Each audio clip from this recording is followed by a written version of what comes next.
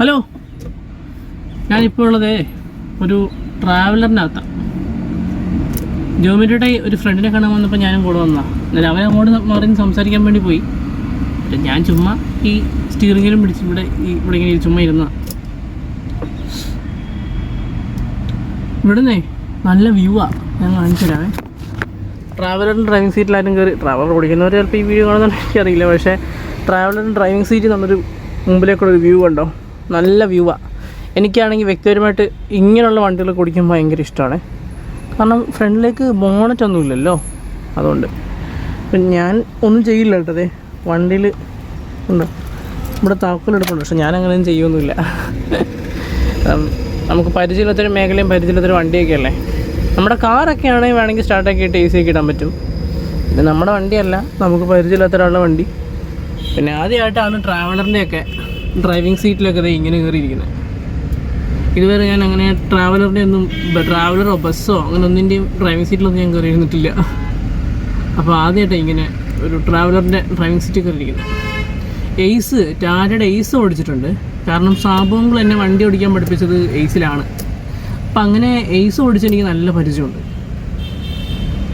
അതാണ് നേരം. അങ്ങനെ ഇത് കണ്ടോ, ഇത് എത്ര സീറ്റാണെന്ന് എനിക്കറിയില്ല, എത്രയോ സീറ്റിൻ്റെ ട്രാവലറാണിത്. AC ഉണ്ടെന്ന് തോന്നുന്നു. ഇവിടെ AC ഉണ്ട് ഫ്രണ്ടിൽ. നമ്മുടെ ബൈക്ക് അത് അവിടെ ഇരിപ്പുണ്ട്. അപ്പോൾ ഭയങ്കര ചൂടവിടെ. അയ്യോ,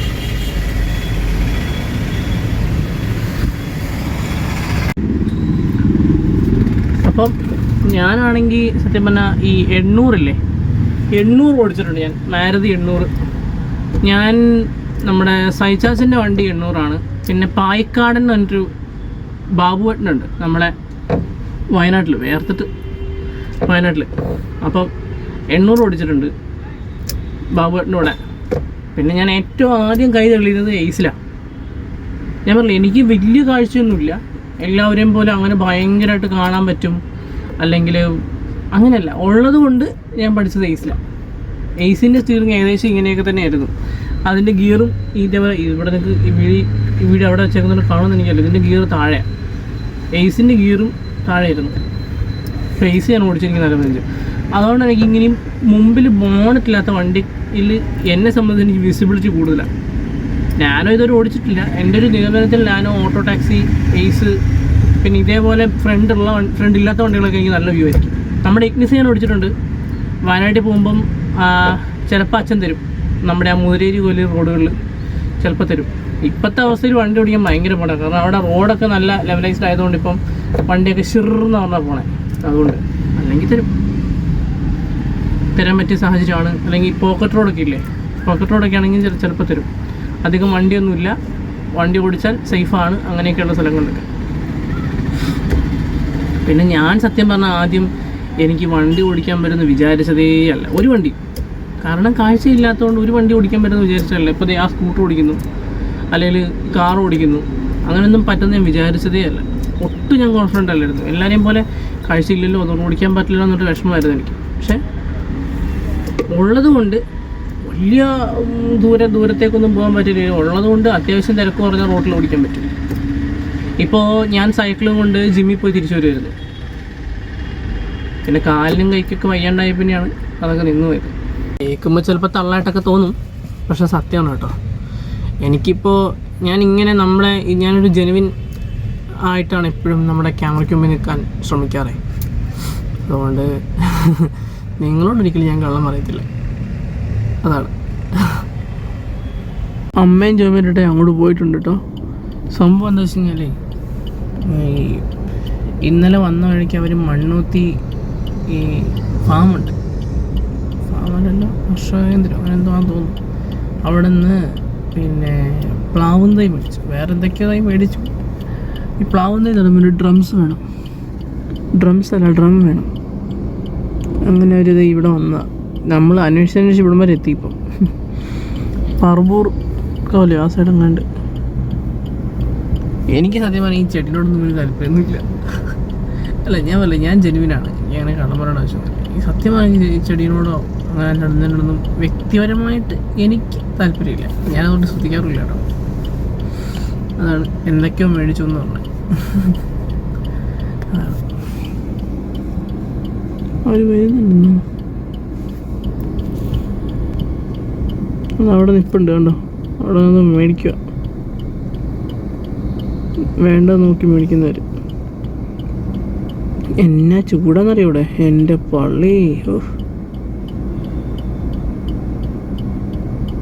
നേരത്തെ ട്രാവലറിൽ ചെന്നപ്പോൾ നിങ്ങൾ കണ്ടില്ലേ, വേർത്ത് ഒലിക്കുമായിരുന്നു. അയ്യോ,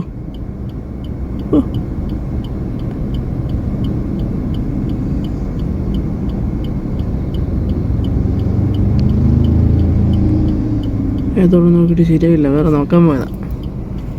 വരട്ടെ, പോവായിരിക്കും.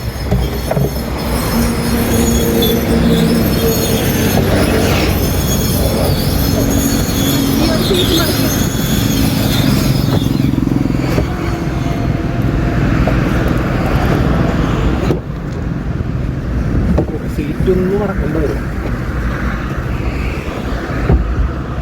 കുറേ ദൂരം പോകണ്ടോ അവിടെ?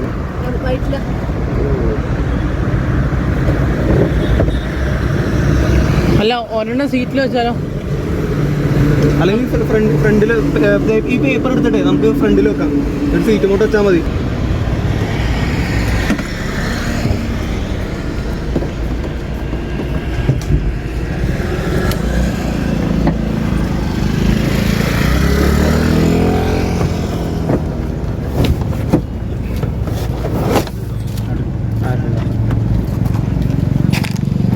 അടുത്ത സ്ഥലത്ത് വന്നാണേ മണ്ണും പിന്നെ കമ്പോസ്റ്റും ഒക്കെ വാങ്ങാൻ വേണ്ടി വന്നത്. ഞാൻ അങ്ങോട്ട് പോയില്ല, കാരണം ഇതേ വണ്ടി നോക്കി 4 ഗ്ലാസും തുറന്നു കൊടുക്കുകയാണ് വണ്ടിയുടെ.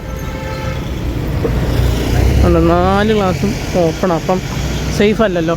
മാത്രമല്ല ഇതുണ്ട്, ഈ പുൽത്തൈലം കൊണ്ടുവന്ന് ബാരലാണ്, ആ ബാരലേ അപ്പം വണ്ടിക്കകത്തൊക്കെ ഭയങ്കര സ്മെല്ലാണ് പുൽത്തൈലത്തിൻ്റെ. എൻ്റെ പൊന്നോ, ഞാൻ ഈ വീട്ടിൽ ഭയങ്കര എന്ന് പറയുമ്പോൾ നിങ്ങളായിരിക്കും ചുമ്മാ കാണിക്കുന്നത്. അല്ല കേട്ടോ, കണ്ണും മൂക്കും വരെ പോകുകയാന്നേ. അയ്യോ, എന്തൊരു മണോ വണ്ടിക്കകത്ത്. അതുകൊണ്ടല്ലേ പുറത്തൊക്കെ കേൾക്കുന്നത്, അല്ലെ AC ഇട്ട് വണ്ടിയിരിക്കാമല്ലോ. എൻ്റെ അമ്മോ, ഓ ഭയങ്കര മണം, ഭയങ്കര മണം, ഭയങ്കര മണം. അതുകൊണ്ട് ഈ 4 ഗ്ലാസ് ഓപ്പണാക്കി ഇട്ടേക്കുന്നത്, അത് അടച്ചാൽ പിന്നെയും മണം കൂടും. അതുകൊണ്ട് ഈ എൻ്റെ അമ്മ, എന്തായാലും അവർ പോയിട്ട് വരട്ടെ. ഞാൻ പിന്നെ അങ്ങോട്ട് പോയില്ല, കാരണം ഇവിടെ നിന്നില്ലേ വണ്ടി സേഫല്ല, റോഡ് സൈഡും കൂടെ അല്ലേ. ചെടി ഈ അതിന്റെ മരം അടക്കം കൊണ്ടുവന്നു ഇന്നലെ. ഇറക്കണ്ടേ മറ?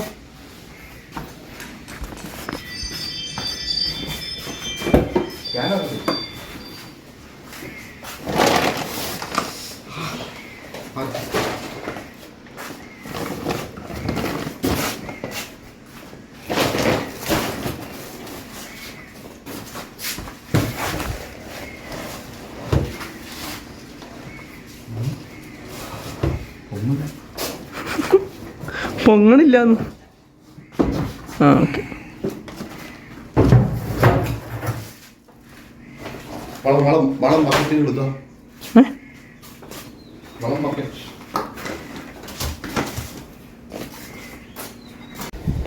ആദ്യ ഘട്ടമായിട്ട് ഓട് പൊരുത്തിട്ടുണ്ട്, ഓടിൻ്റെ കഷ്ണം. ഇതിൻ്റെ സാങ്കേതിക വശങ്ങളൊന്നും എനിക്കറിയില്ല, പക്ഷെ ഫസ്റ്റ് ഇതേ നിറച്ചിട്ടുണ്ട്. അവരൊക്കെ അപ്പുറത്ത് എടുക്കാനും പിടിക്കാനൊക്കെ ആയിട്ട് പോയിട്ടുണ്ട്. ഒരു സെറ്റ് മണ്ണിട്ടു, ഇപ്പോൾ അടുത്ത സെറ്റ് മണ്ണിടും. അപ്പോൾ എന്നിട്ട് നമ്മൾ ടെറസിൻ്റെ ഒരു മുറിക്ക് കൊണ്ട് സെറ്റ് ചെയ്തു.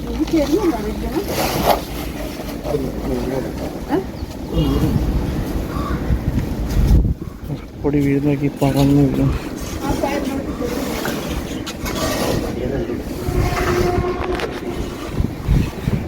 ഇത് ടാങ്കാണ്.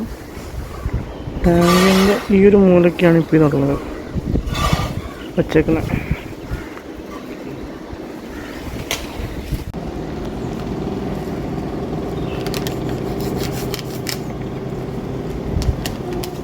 എല്ലാത്തിനും വിളിച്ചാൽ മാറ്റം.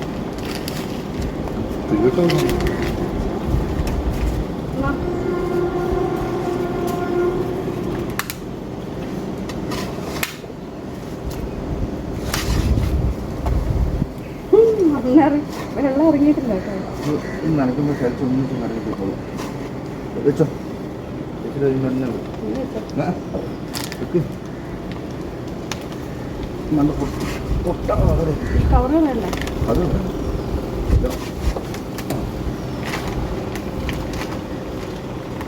കുഴപ്പമില്ല കുഴപ്പമില്ല. അത് അടക്കി എടുക്കണ്ട. ഇത് അങ്ങോട്ട് അടക്കി എടുക്കും. സെൻറ്ററിലെ കുഴിയിലേക്ക്. ഓക്കെ. കൈ കൊണ്ട് മണ്ണ് തട്ടിയിടും. തൊടിയിട്ടു കൈ തട്ടി.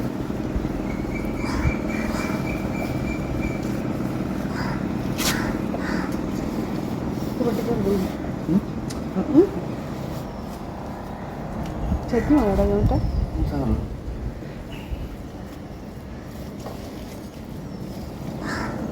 അങ്ങോട്ടൊന്ന് ശരിയുണ്ടെന്ന് തോന്നുന്നു. റെഡി ചെയ്തു. അത് നൂറ് ആ വളം ഇച്ചിരി മുകളിൽ ഇട്ട് കൊടുക്കണം. ചേച്ചി ഇനി ചെയ്യേണ്ടതെന്ന് അറിയാം. ആ ചരിച്ചോറില്ലേ, ചരിച്ചോറ് കൊണ്ടുവന്നിട്ട് ആ വളം കൂടെ ഇല്ലേ മിക്സ് ചെയ്യണം. ആ അത് തണ്ടത്തിന് ചരിച്ചോറ് ഏറ്റവും മുകളിൽ ഇട്ടാൽ മതി. വളം അടിയിലോ? ആ ഒരു ചാക്കില്ലേ 10 കിലോത്തിനകത്ത് അതും ഒരു കുറച്ച് ചകിരിച്ചോറും കൂടെ മേടിച്ചോണ്ടിരിക്കുക. അപ്പം മുഴുവൻ മുകളിലും കിടുക. ഇത് ഫുള്ളും കിടുക വീട്ടിലേക്ക്. അപ്പോൾ അതിൻ്റെ എത്രയും വരുമായിരിക്കും മൊത്തം. വന്നു കഴിയുമ്പോൾ ചകിരിച്ചോറില്ലേ എല്ലാം ഒരു ഇത്രയും കണത്തിന് മൊത്തം നേരത്തെ ഇട്ട് കൊടുക്കുക. പിന്നെ 3-4 മാസം ഈ മണ്ണെന്ന് പറയുന്നത് ഇപ്പം നമ്മൾ മേടിച്ച് മിക്സ് അല്ലേ? ആ വളം ആ കെട്ടാതെ ആ ചാക്കി തന്ന വളമില്ലേ ആ സാധനം 10 കിലോയും കൂടെ മേടിച്ച് ഇട്ട് കൊടുക്കാൻ. അപ്പോൾ ഫ്രണ്ട്സ്, ഇതായിരുന്നു നമ്മുടെ ഇന്നത്തെ വീഡിയോ. ഞങ്ങൾ കൊച്ചിയിൽ നിന്ന്, അതായത് വയനാട്ടിൽ നിന്ന് കൊച്ചിയിലേക്ക് വരുന്ന വീഡിയോ എടുത്ത് ഫേസ്ബുക്കിലും യൂട്യൂബിലൊക്കെ ഇട്ടതായിരുന്നു. പക്ഷെ ഒരു ടെക്നിക്കൽ എറർ വന്നപ്പോൾ അത് ഡിലീറ്റ് ചെയ്യേണ്ടി വന്നു. പിന്നെ ഞാൻ അങ്ങനെ ചെയ്യാത്തതാണ്, ഡിലീറ്റ് ചെയ്തേ പറ്റുന്ന ഒരു ടെക്നിക്കൽ എറർ വന്നു, അതാ പറ്റിയത്. അപ്പോൾ പിന്നെ അപ്ലോഡ് ചെയ്യാനായിട്ട് വീഡിയോ എൻ്റെ അടുത്തുണ്ടായിരുന്നില്ല. ഞാൻ എല്ലാം ഈ ഫോണിൽ തന്നെ, എനിക്ക് ക്യാമറയൊന്നുമില്ല. അപ്പം എല്ലാം ഓവർലോഡായിട്ടേ, നമ്മൾ പ്രീവിയസ് വീഡിയോസ് ഇട്ട് കഴിഞ്ഞാൽ അത് ഫോണിന് ഓവർലോഡ് വരുന്നു. അതുകൊണ്ട് അപ്പോൾ ഏതായാലും ശരി, നമുക്ക് നാളെ കാണാം. ബൈ.